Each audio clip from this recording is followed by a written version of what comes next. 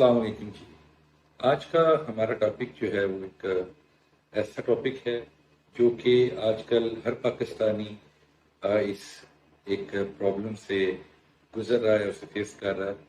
اور وہ ہے پرابلم انفلیشن کا۔ انفلیشن اس وقت پاکستانی جو اکانومی میں ایگزسٹ کر رہی ہے وہ آل ٹائم ہائی انفلیشن ہے، اور جو اس وقت ہماری کرنسی ڈیپریسیشن ہوئی ہے پچھلے کچھ عرصے کے اندر، وہ بھی اپنے پیک پہ اس وقت کھڑی ہے۔ پاکستانی روپی اگینسٹ ڈالر جو ہے وہ بہت زیادہ ڈیپریشیٹ ہو گیا ہے، اور اس چیز سے آپ کو جو انفلیشن کا ایک جو ریٹ ہے وہ بہت ہائی جاتا ہوا فیل ہو رہا ہے۔ ہر پاکستانی کو اس میں پرابلم آ رہی ہے کہ وہ اپنے روزمرہ کے ایکسپینسز کیسے پورے کریں، اور جو سچویشن اس وقت پرویل کر رہی ہے اس میں کچھ فیکٹرز ہیں جو آپ کے ساتھ پہلے ڈسکس کرنے ضروری ہیں۔ ان فیکٹرز کے اندر ایک تو پرابلم یہ ہے کہ امریکہ نے جو پچھلے دنوں ابھی ایف او ایم سی میں اپنا ڈالر جو انٹرسٹ ریٹ ہے وہ ہائک کر دی ہے۔ فیڈرل جو ریزرو کا جو ان کا ریٹ ہے F O M C meeting کے اندر، یہ آلموسٹ 0.75 بیسس جو ہے انہوں نے ریز کی ہے۔ اس سے وقتی طور پہ جو ڈالر ہے وہ اٹ سیلف ایک کرنسی اسٹرانگ ہوئی ہے، کیونکہ اسے کنٹریکشنری مانیٹری پالیسی کے ہم مد میں لیتے ہیں۔ تو یہ جب کنٹریکشنری مانیٹری پالیسی ہوتی ہے، یہ کرنسی کی ویلیو کو اپ کرنے کے لیے ہوتی ہے۔ کورونا کے بعد جو حالات بنے تھے اور جو بیل آؤٹ پیکیجز دیتے رہی ہے جو یو ایس اے گورنمنٹ ہے جو اپنے عام لوگوں کو، اس سے بہت زیادہ جو بیلنس ہے وہ آؤٹ ہو گیا ہے ان کی اکانومی کے اندر۔ لوگوں کے پاس پیسہ بہت زیادہ تھا، انہوں نے اسٹاکس میں بہت زیادہ انویسٹ کیا، انڈسٹریز کے ریٹس بہت اوپر گئے۔ آپ نے دیکھا کورونا کے اندر آل ٹائم ہائی جو ہے وہ انڈسٹریز ریٹ چلے گئے۔ اب وہ اس بیل آؤٹ پیکیجز کے جو اثرات تھے ان کو ریورس کرنے کے لیے اب یہ مانیٹری پالیسی کا سہارا لے رہے ہیں، اور اس کا انہوں نے آلموسٹ بڑھاتے اس پہ انٹرسٹ ریٹ کافی زیادہ کر دیے۔ اس سے جو ڈالر کی ایک تو اپنی ایک ورتھ ہے وہ بڑھ گئی ہے اگینسٹ ادر کرنسی، جیسے کہ یورو ہے، پاؤنڈ ہے، جیپنیز ین ہے۔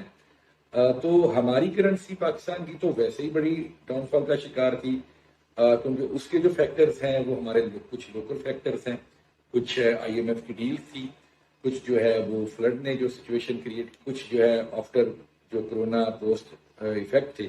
انہوں نے ہماری اکانومی کافی ویک کر رکھی تھی۔ اور سب سے بڑا جو ایلیمنٹ ہماری اکانومی کے اندر اس وقت ہم فیس کر رہے ہیں وہ ہے ہماری پولیٹیکل انسٹیبلٹی۔ اس وقت جو رجیم چینج کے بعد ایک پوری طرح سے جو ہماری پولیٹیکل اسٹیبلٹی افیکٹ ہوئی ہے، اس سے بہت زیادہ جو فارن انویسٹرز ہیں ان کا ایک اعتماد اٹھ گیا، ہماری کرنسی ڈاؤن ہوئی، لوکل جو فنڈامنٹلز ہیں وہ بہت زیادہ ایک ایکسٹریمزم کی طرف چلے گئے، اور یہ ساری چیزوں نے مل کے ہماری اکانومی کو ہرٹ کیا۔ اور اس کے بعد رئیس کثر ہماری جو ایکسپورٹ تھی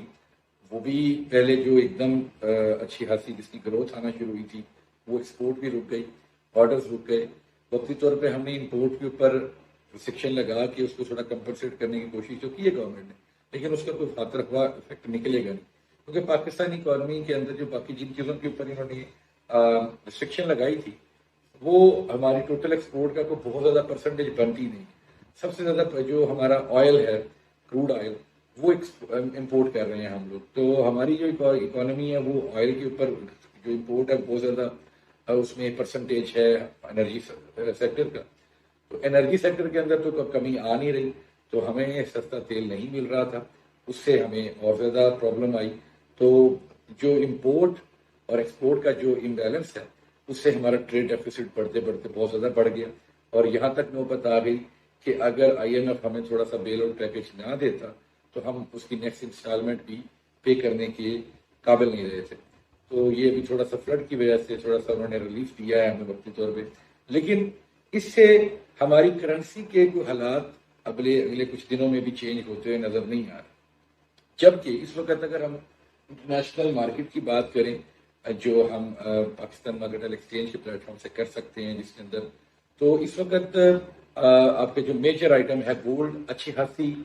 ڈاؤن ورڈ اس وقت ٹرینڈ کر رہا ہے، تو یہ ایک بیسٹ ٹائم ہے مارکیٹ میں انٹر ہونے کا، بائی کرنے کا، کیونکہ گولڈ نے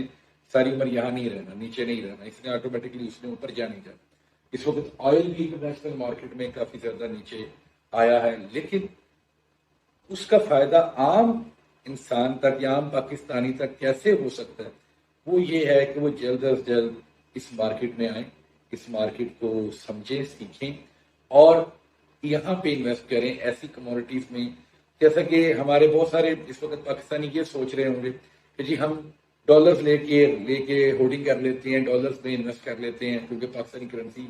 ویک ہو رہی ہے. لیکن اس سے یقین مانیں کہ وہ الٹا نقصان کریں گے ہماری اکانومی کا، کیونکہ ڈالرز کی پہلے شارٹیج ہے. مزید اگر وہ ڈالرز وہ جو ہے وہ ڈمپ کرتے ہیں، مزید ڈالر جو ہے وہ لے کے وہ ہولڈ کر لیتے ہیں، اس کو ذخیرہ کر لیتے ہیں اس کو، تو وہ ہمارے مزید پاکستانی روپیہ تو ڈیپریشیٹ ہوگا ہی مزید سے، لیکن اس سے اور زیادہ انارکی پھیلے گی. لیکن اگر آپ نے اس موقع سے کچھ فائدہ اٹھانا ہی ہے تو ایسے طریقے سے کمائیں کہ جو طریقہ ایک تو لیگل بھی ہے اور جو ہے وہ آسان بھی ہے اور ایک طرح سے وہ سیکیور بھی ہے. بچائے گا، کیونکہ اس وقت اگر آپ مارکیٹ میں ڈالر لینے جائیں گے تو کوئی نہیں ملیں گے، بہت مشکل ہے ڈالر ملنا.